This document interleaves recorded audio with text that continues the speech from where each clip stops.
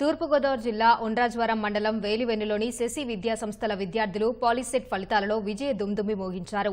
రాష్ట్ర స్థాయిలో మొదటి ర్యాంకుతో పాటు 100లోపు 21, 1000లోపు 97 ర్యాంకులు సాధించి సత్తా చాటారు.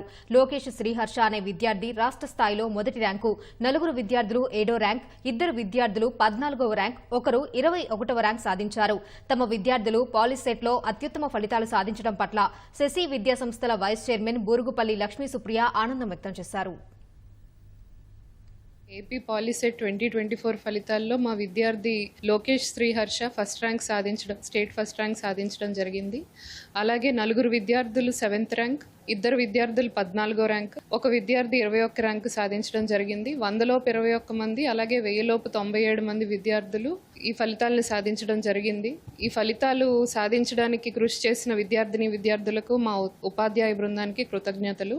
ఈ ఫలితాలు మేము సాధించడానికి మాకు వెన్నుండి ప్రోత్సహించిన మా తల్లిదండ్రులందరికీ కూడా ధన్యవాదాలు తెలుపుకుంటున్నాము.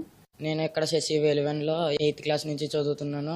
రోజు ఏపీ పాలిసెట్ స్టేట్ ఫస్ట్ కొట్టినందుకు నేను చాలా ఆనందంగా ఫీల్ అవుతున్నాను. నాకు మొదట్లో ఈ ఎగ్జామ్ అంటే భయం ఉండేది, ఎందుకంటే మిస్టేక్స్ చేస్తానేమోనన్న భయం.